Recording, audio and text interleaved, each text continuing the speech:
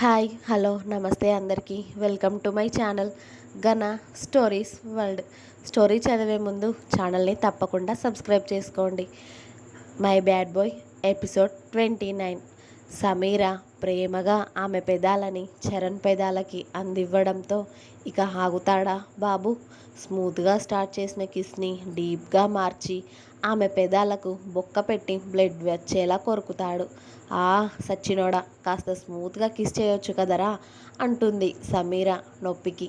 నువ్వే కదే స్టార్ట్ చేశావు, నువ్వు స్టార్ట్ చేశాక నేనెలా ఆగుతాను అంటూ ఆమె పెదాలపై ఉన్న బ్లడ్ని లీక్ చేసి పద కాఫీ తాగుదాం అన్నాడు. అని సమీర తన హెయిర్ సెట్ చేసుకొని కార్ దిగి ఇద్దరూ కాఫీ షాప్లోకి వెళ్ళారు. ఇద్దరూ కాఫీ తాగి కాసేపు మాట్లాడుకున్నాక చరణ్కి రుద్ర నుండి కాల్ వచ్చింది. అది చూసి సమీరని సైలెంట్గా ఉండమని చెప్పి చరణ్ ఫోన్ లిఫ్ట్ చేసి హలో అన్నయ్య అన్నాడు. తమరి కాఫీ డేట్లో అయిపోతే ఇక ఆఫీస్కి వెళ్ళండి మీటింగ్కి. శౌర్య ఒక్కడే ఉన్నాడు, తమరు కూడా ఉంటే బాగుంటుంది అని నా ఫీలింగ్ అన్నాడు రుద్ర. వెళ్తున్నా అన్నయ్య, ఒక ½ అవర్లో ఆఫీస్కి వెళ్ళిపోతాను అని చెప్పి ఆల్రెడీ రుద్రకి విషయం తెలిసిపోయింది అని గట్టిగా కళ్ళు మూసుకొని తెరిచి కాల్ కట్ చేసి ఓయ్ ఇక నేను వెళ్తానే, నువ్వు జాగ్రత్తగా ఇంటికి వెళ్ళు ఓకేనా, బాయ్ బంగారం అని సమీరని ఒకసారి హత్తుకొని కాఫీ బిల్ పే చేసి అక్కడి నుండి ఫాస్ట్గా ఆఫీస్కి వెళ్ళిపోయాడు చరణ్. అతడి భయానికి సమీర చిన్నగా నవ్వుకుంటూ ఇంటికి వెళ్ళిపోతుంది. రుద్రబాబు యూకేలో ఉన్న ఆఫీస్లో బిజీగా ఉంటే చరణ్ శౌర్య హైదరాబాద్లో ఉన్న బ్రాంచ్ని చూసుకుంటూ బిజీగా ఉన్నారు. అలాగే మనోహర్ గారు వేరే బ్రాంచ్లో బిజీగా ఉంటే మీనాక్షి గారు ఇంట్లో, ఇక ఊర్లో సుధా భాస్కర్ గారు వాళ్ళ పనుల్లో వాళ్ళు ఉండగా వేద పాప కాలేజ్కి వెళ్తూ చాలా బిజీ అన్నమాట. ఇక మన సారిక పాప డైలీ జీవన్కి కాల్ చేస్తున్నా అతడు ఒక అర్జెంట్ కేస్ డీల్ చేయడం వల్ల ఆమె కాల్స్ని ఇగ్నోర్ చేస్తూ ఉంటాడు. ఒక 1 మంత్ నుండి వీళ్ళిద్దరిది ఇలా సాగుతూ ఉంటుంది. పాపం తెగ ఫీల్ అయిపోతూ ఉంటుంది సారిక పాప, జీవన్ సారికని ఇగ్నోర్ చేస్తున్నాడు అనేసి. వేదా పాప ఒకరోజు కాలేజ్కి రెడీ అయింది. దేవుడికి దండం పెట్టుకొని వాళ్ళ అమ్మ పెట్టిన పూరి టిఫిన్ చక్కగా తినేసి లంచ్ బాక్స్ కూడా బ్యాగ్లో పెట్టుకొని మమ్మీ డాడీ వెళ్తున్నా అని ఆ రోజు చాలా సంతోషంగా తన స్కూటీ తీసుకొని కాలేజ్కి బయలుదేరింది హెల్మెట్ పెట్టుకొని. వేద స్కూటీ మీద బయలుదేరిన 5 నిమిషాల తర్వాత రుద్ర పెట్టిన సెక్యూరిటీ వేదని ఫాలో చేస్తూ ఉన్నారు తనకి కాస్త డిస్టెన్స్లో. అలా కాలేజ్కి సగం దూరం వచ్చింది అనగా ఒక పెద్ద సుమో వచ్చి వేదని వెనక నుండి డాష్ ఇస్తుంది. అంతే, ఆ కుదుపుకు వేద స్కూటీతో సహా ఎగిరి రోడ్డు పక్కన పడిపోతుంది. ఓ నిమిషం ఆమెకి ఏం జరిగిందో అర్థం అవ్వదు.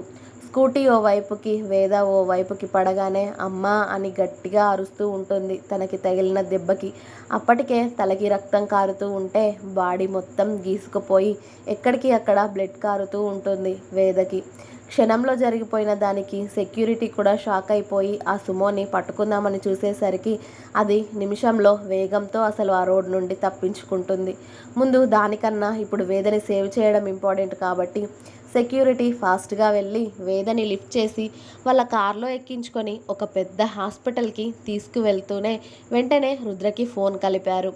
రుద్ర అక్కడ అర్జెంట్ మీటింగ్లో ఉండి ఫస్ట్ టైం ఫోన్ని పట్టించుకోడు, కానీ వేదకి పెట్టిన సెక్యూరిటీ నుండి ఫోన్ వస్తుంది కాబట్టి తను మీటింగ్ నుండి ఒక 5 minutes గ్యాప్ తీసుకొని బయటికి వచ్చి కాల్ లిఫ్ట్ చేసి హలో అంటాడు. సార్, వేద మేడంకి యాక్సిడెంట్ అయ్యింది సార్, చాలా బ్లడ్ పోతుంది, హాస్పిటల్కి తీసుకువెళ్తున్నాం అని చెప్తారు సెక్యూరిటీ వాళ్ళు. అంతే, అసలు రుద్ర మైండ్ పనిచేయడం ఆగిపోతుంది. వేదకి యాక్సిడెంట్ అవ్వడం ఏంటి అని, ఎలా జరిగింది అని అడిగాడు బేస్ వాయిస్లో. కానీ అతడి గొంతులో కాస్త వణుకు తెలుస్తూనే ఉంటుంది. సార్, మేము మేడం వెనకాలే ఉన్నాం, కానీ నిమిషంలో ఓ వెహికల్ వచ్చి మేడం స్కూటీకి డాష్ ఇచ్చి వెళ్ళిపోయారు. అసలు దొరకలేదు వాళ్ళు. ముందు మేడంని హాస్పిటల్కి తీసుకెళ్ళాక ఆ వెహికల్ని పట్టుకుందామని ముందు మేడంని హాస్పిటల్కి తీసుకెళ్తున్నాం సార్, మీకు ఇన్ఫామ్ చేద్దామని కాల్ చేశాం అని చెప్పారు వాళ్ళు. ఓకే, నేను ఇప్పుడే ఇండియా బయలుదేరుతున్నాను. వేద మొబైల్లో మా అత్తయ్య మామయ్య నెంబర్స్ ఉంటాయి, వాళ్ళకి కాల్ చేసి ఇన్ఫర్మేషన్ ఇవ్వండి, నేను వస్తున్నా అని ఉన్న పనులన్నీ అక్కడ మేనేజర్కి అప్పగించి వెంటనే ఇండియాకి ఏ ఫ్లైట్ ఉందో మొబైల్లో చూసుకుంటూ ఎయిర్పోర్ట్కి స్టార్ట్ అవుతాడు రుద్ర. వేద బ్యాగ్ కూడా పట్టుకున్న సెక్యూరిటీ వాళ్ళు అందులో ఉన్న వేద మొబైల్ తీసి అందులో భాస్కర్ గారి నెంబర్కి కాల్ చేసి వేదకి యాక్సిడెంట్ జరిగిన విషయం అలాగే వాళ్ళు హాస్పిటల్లో జాయిన్ చేసిన విషయం కూడా చెప్తారు. నిమిషాల్లోనే వేదకి యాక్సిడెంట్ అయిన విషయం శౌర్య, చరణ్, మనోహర్ గారు, మీనాక్షి గారికి తెలిసి వాళ్ళు కూడా హాస్పిటల్కి స్టార్ట్ అవుతారు హైదరాబాద్ నుండి. కూతురికి యాక్సిడెంట్ అన్న విషయం తెలియగానే భాస్కర్ గారు, సుధా గారు గుండెలు బాదుకుంటూ ఏడుస్తూ వేద ఉన్న హాస్పిటల్కి చేరుకుంటారు. సెక్యూరిటీ వాళ్ళు పెద్ద మల్టీ స్పెషాలిటీ హాస్పిటల్కి వెళ్ళి రుద్ర పేరు చెప్పగానే అక్కడ వేదని అడ్మిట్ చేసుకొని ఐసీయూకి షిఫ్ట్ చేస్తారు తనని. ఎందుకంటే వేదకి చాలానే దెబ్బలు తగలడంతో. వేదకి ట్రీట్మెంట్ స్టార్ట్ అయిన తర్వాత భాస్కర్, సుధా గారు హాస్పిటల్కి చేరుకున్నారు. సుధా గారు ఏడుస్తూ, తల్లి వేద, వేద ఎక్కడ ఉన్నావమ్మా అని ఏడుస్తూ వేద ఉన్న ఫ్లోర్కి చేరుకుంటారు. సెక్యూరిటీ వాళ్ళు మేమే వేదని హాస్పిటల్లో జాయిన్ చేశామని చెప్పి వేద ఉన్న రూమ్ చూపిస్తారు. డోర్ బయట నుండే గ్లాస్ నుండి వేదని చూసిన భాస్కర్ గారు, సుధా గారు కూతురు ఒంటి నిండా రక్తాన్ని అలాగే ఆమె గాయాలను చూస్తూ చాలా ఏడుస్తారు. అయ్యో నా తల్లికి ఎన్ని దెబ్బలు తగిలాయండి, చాలా రక్తం పోతుంది, అది చిన్న గాయం అయితేనే తట్టుకోలేదు, ఇంత పెద్ద గాయాలను ఎలా తట్టుకుంటుంది నా కూతురు, దానికి బాగా నొప్పిగా ఉండుంటుందండి అని భాస్కర్ గారిని పట్టుకొని చాలా ఏడుస్తూ ఉంటారు సుధా గారు. అసలు ఆమెని ఆపడం ఎవ్వరి తరం కావడం లేదు. భాస్కర్ గారు కూతురిని అలా చూసి ఆయన కూడా డీలా పడిపోయారు. ఏవండి నా కూతురండి, దానికి ఏం కాదు కదా చెప్పండి, ఉదయాన్నే సంతోషంగా కాలేజ్కి బయలుదేరింది నా బిడ్డ, కానీ ఇప్పుడు చూడండి అది ఎలా ఉలుకు పలుకు లేకుండా పడుందో. అయ్యో భగవంతుడా, నా కూతురికి ఏం కాకుండా చూడు తండ్రి, కోటి మొక్కులు మొక్కితే నాకు పుట్టిన ఒక్కగానొక్క నా బిడ్డ తండ్రి, దానికి ఏం కాకుండా చూడు స్వామి అని సుధాగారు ఏడుస్తూ ఉంటే అక్కడ ఉన్న ప్రతి ఒక్క మనిషి కంట్లో నీళ్లు నిండుకున్నాయి.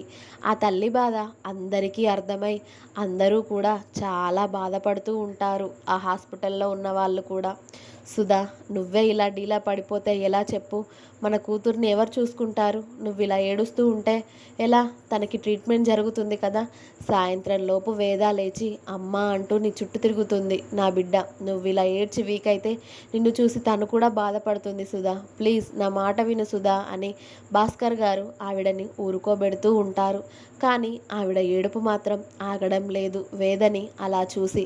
వేదకి చాలా బ్లడ్ లాస్ అవ్వడం వల్ల తనకి నిర్విరామంగా ట్రీట్మెంట్ జరుగుతూనే ఉంటుంది.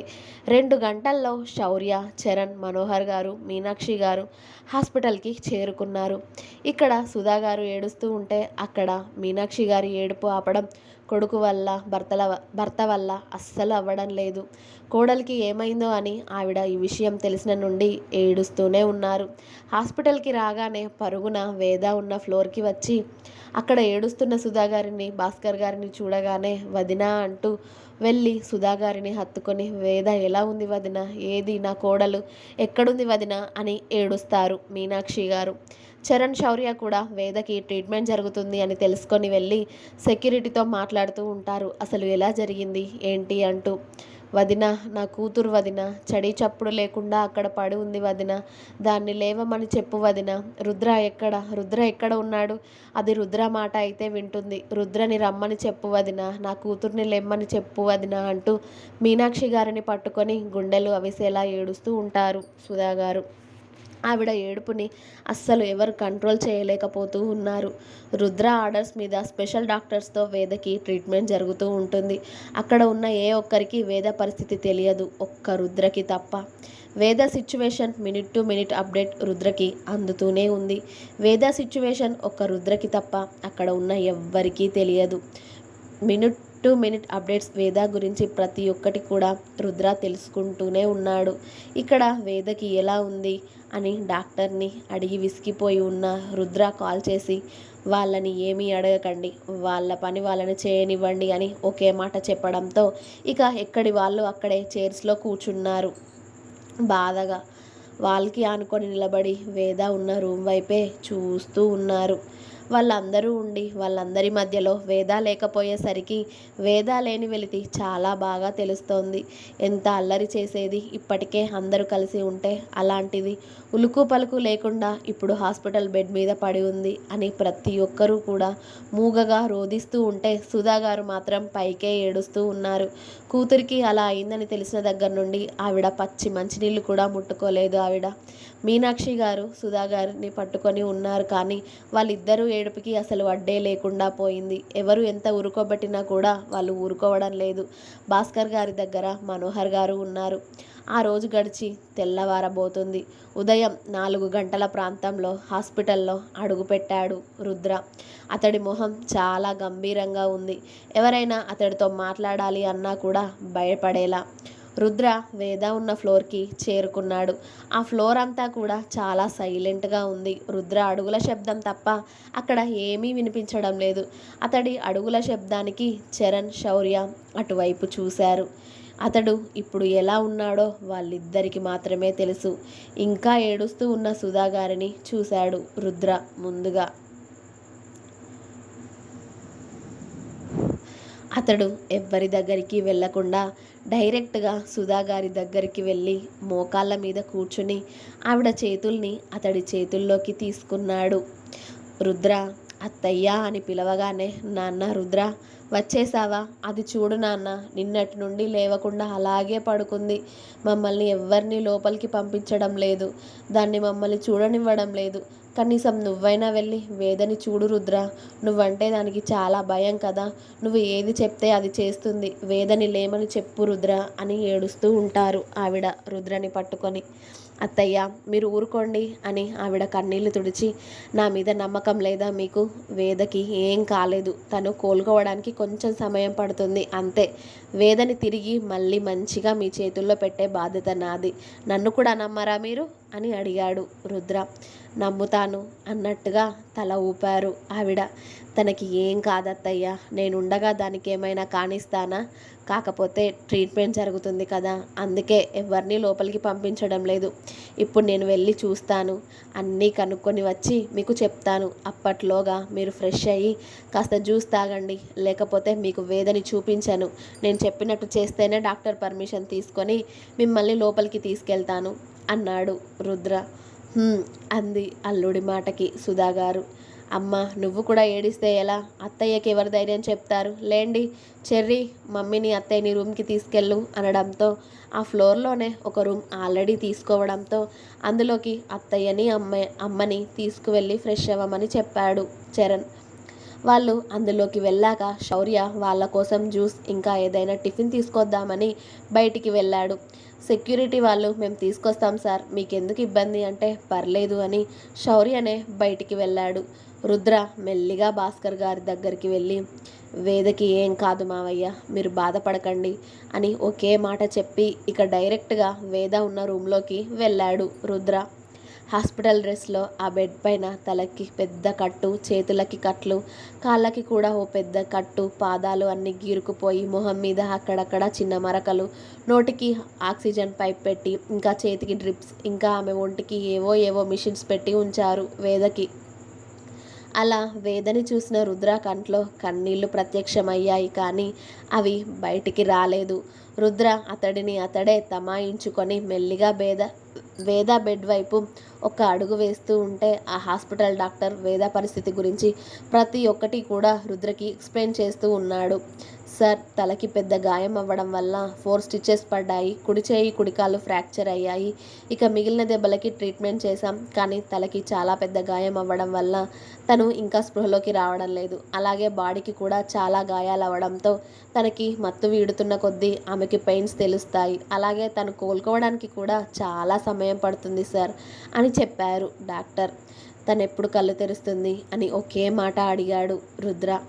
రేపటి వరకు స్పృహలోకి రాదు సార్. ఇవాళ మొత్తం తనని మత్తులోనే ఉంచాలి, లేకపోతే ఈ దెబ్బలకి నొప్పులకి తను తట్టుకోలేదు సార్ అని చెప్పారు. ఓకే అని రుద్ర బెడ్ కూర్చోవడంతో అక్కడ ఉన్న ప్రతి ఒక్క డాక్టర్ కూడా ఆ రూమ్లో నుండి వెళ్ళిపోతారు. అతడికి తెలుసు యాక్సిడెంట్ కావాలి అని చేసింది, అది కూడా రుద్ర మీద పగతో. తనకు చిన్న గాయమైతేనే ఊరుకోడు, అలాంటిది ఇప్పుడు తన ప్రాణాన్ని ఇలా ప్రాణం లేని శిలలా బెడ్ మీద ఉండేలా చేశారు. ఇక ఊరుకుంటాడా? రుద్ర కాలరుద్రుడు అవుతాడు. ఇంకా ఉంది. నెక్స్ట్ ఎపిసోడ్ రేపు వస్తుంది. వెయిట్ చేయండి. మీకు నా స్టోరీ నచ్చినట్టయితే లైక్ చేయండి, షేర్ చేయండి, కామెంట్ చేయండి. అలాగే సబ్స్క్రైబ్ చేసుకోవడం మాత్రం అస్సలు మర్చిపోవద్దు. Please subscribe my channel Gana stories world. Thank you. Bye.